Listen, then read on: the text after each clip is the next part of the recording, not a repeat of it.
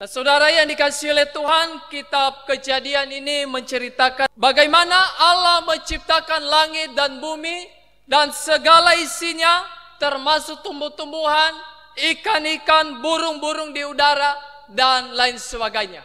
Bapak Ibu, kalau lihat kitab-kitab yang lain, sedetail ini Bapak Ibu tidak akan pernah ketemu selain dari Alkitab sendiri. Dari permulaan Kejadian Pasal 1 ayat 1 dikatakan bahwa pada mulanya Allah menciptakan langit dan bumi. Bumi belum ada bentuk seperti yang sekarang ini. Nah, ayat yang kita baca tadi adalah perikop mengenai penciptaan manusia. Allah menciptakan manusia di hari terakhir. Kalau kita lihat di pasal pertama itu diurutkan dari hari pertama, hari kedua, hari ketiga, hari keempat, sampai pada hari keenam, ia ciptakan manusia. Bukankah angka terakhir adalah angka yang tidak terhitung dalam dunia? Kalau anak-anak sekolah di sekolah dapat rank 6, itu berarti ini sudah tidak juara lagi. Tetapi Allah menciptakan manusia di hari terakhir, yang dunia anggap itu tidak masuk di nomor hitungan dunia. Tetapi Allah menciptakan di hari terakhir. Mengapakah demikian? Supaya manusia itu terpelihara hidupnya. Supaya ketika manusia ada, dia bisa makan, dia bisa minum, ia bisa beraktivitas, bekerja, berusaha, supaya melangsungkan kehidupannya. Itu sebabnya mengapa Allah Tuhan menciptakan manusia di hari terakhir, tidak di hari pertama. Ayat 26 dikatakan begini. Berfirmanlah Allah, baiklah kita menjadikan manusia menurut gambar siapa? Bukan menurut gambar yang lain, bukan menurut gambar A, B, C, D, tetapi gambar dan rupa Allah. Peta, kalau kita lihat peta itu peta Indonesia atau Papua, kita tahu itu Manokwari ada di sini. Kita tahu itu Kampung Tiba-Tiba ada di sini. Kita tahu itu, lihat peta saja, oh Abe Pura di sini. Atau yang punya Google Map, lihat, saya mau ke sini, jaraknya di sini, kira-kira berapa jam dan lain sebagainya. Nah, apa artinya bahwa kita ini adalah gambar dan rupa Allah? Sumber kita itu adalah Tuhan sendiri. Itu sebabnya kalau saat ini ada orang yang tidak sama sekali menggambarkan citra Allah dalam dirinya, kita harus bertanda tanya kepada dia. Kira-kira ini dia gambar siapa yang ada di dalam dirinya. Kita sebagai ciptaan Allah yang menurut gambar dan rupa Allah diciptakannya kita, di dalam diri kita ini ada gambar Allah. Sifat-sifat Allah. Ada sifat-sifat ilahi Allah yang Tuhan titipkan dalam diri kita. Nah, itu sebabnya kalau tidak ada sama sekali sifat Allah di dalam diri kita, Allah yang mengasihi, Allah yang adil, kita harus periksa diri kita, apakah saya ini adalah segambar dengan Allah atau tidak. Nah, Bapak Ibu Saudara yang dikasihi oleh Tuhan, Allah menjadikan manusia menurut gambar dan rupa Allah. Artinya bahwa kita ini adalah sumbernya itu dari Tuhan. Itu sebabnya kalau ada orang bilang saya hidup tidak perlu Tuhan, saya bilang itu omong kosong. Kalau dia hidup untuk dirinya sendiri, berarti itu orang yang tidak tahu mengapa dia ada di dalam dunia ini. Siapa yang menjadikan dia dan siapa dirinya itu di hadapan Tuhan. Waktu Allah menciptakan manusia, Bapak Ibu Saudara lihat, perbedaannya adalah ketika ia menjadikan langit dan bumi, dia bilang Allah berfirman. Allah berfirman, jadilah, jadilah, jadi dan jadi semua.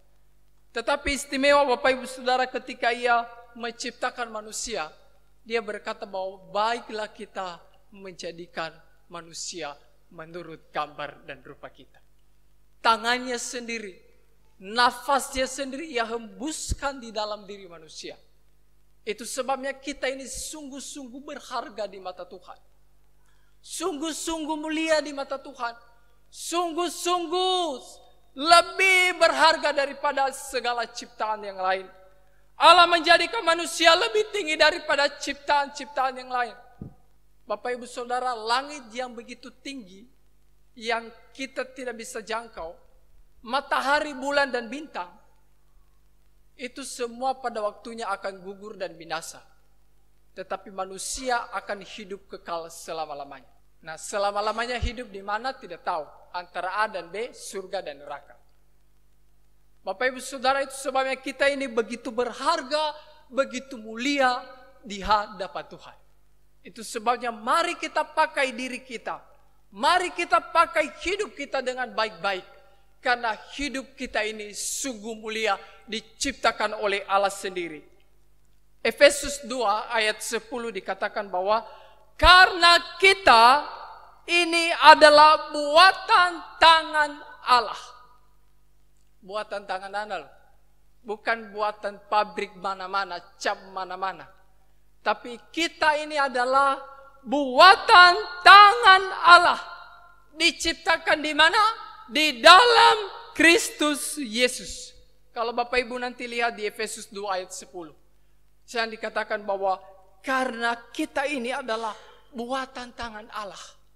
Bapak Ibu Saudara, kalau ada sesuatu hal yang kita buat dengan tangan kita sendiri, itu sangat berharga dan bernilai bagi kita. Karena kita ini adalah buatan tangan Allah, diciptakan di dalam Yesus Kristus, kita sungguh berharga di mata Tuhan. Amin. Itu sebabnya kalau ada orang yang menghina kita, mengejek kita, mereka bukan menghina saya, mereka bukan menghina Bapak Ibu Saudara, tetapi menghina Tuhan yang menciptakan kita. Amin. Setelah manusia diciptakan oleh Tuhan, apa tujuannya? Apa maksudnya? Apa rencananya? Apakah Tuhan hanya menciptakan saja begitu saja, dia kasih bebas? Bapak Ibu Saudara perhatikan kalau kita baca semua di dalam kitab Kejadian pasal 1 ayat 2 di situ, Tuhan tidak hanya sekedar menciptakan. Tuhan tidak hanya sekedar menciptakan manusia, tetapi Ia juga Allah yang bertanggung jawab. Ia Allah yang sungguh-sungguh memberkati semua ciptaannya. Ketika Ia menciptakan langit dan bumi dan segala isinya, bintang-bintang, burung-burung dan segala macam, Dia berkata bahwa sangat baik. Tetapi spesial ketika Ia ciptakan manusia, di ayat terakhir tadi yang kita baca, Dia berkata sungguh amat baik. Artinya apa Bapak Ibu Saudara? Manusia itu sangat sempurna di hadapan Tuhan. Ketika manusia belum jatuh ke dalam dosa, sangat-sangat sempurna di hadapan Tuhan. Itu sebabnya di ayat terakhir dikatakan tadi bahwa maka Allah melihat segala yang dijadikannya itu sungguh amat baik. Tapi ciptaan yang lain Bapak Ibu Saudara, Dia berkata bahwa semuanya baik. Tapi ketika tiba di penciptaan manusia, Dia berkata bahwa sungguh amat baik, sempurna di hadapan Tuhan. Nah Bapak Ibu Saudara yang dikasihi oleh Tuhan, ketika Tuhan menciptakan, Ia memberkati, Ia memberikan makan, Ia juga memberikan aturan. Nah, aturan, apa aturan yang diberikan? Ketika manusia pertama Adam dan Hawa, Ia taruh di Taman Eden, Dia berikan makan di sana. Semua pohon boleh kamu makan, semua buah-buah boleh kamu makan. Tetapi pohon pengetahuan yang baik di tengah-tengah taman ini tidak boleh kamu memakannya. Nah Bapak Ibu Saudara, ini aturan yang Tuhan berikan kepada Adam dan Hawa pada waktu itu. Dia berikan aturan supaya Adam dan Hawa mereka tetap taat kepada Tuhan. Itu sebabnya kalau di dalam keluarga kita saat ini tidak ada aturan, bahaya, kacau.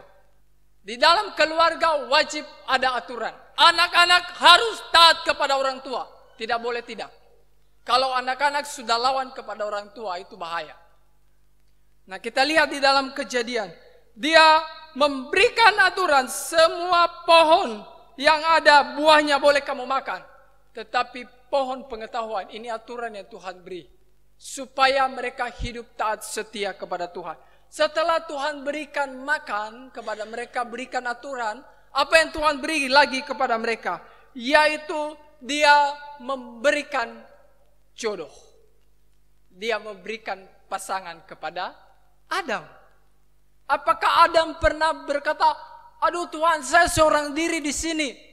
Saya tidak punya teman. Saya tidak punya sahabat.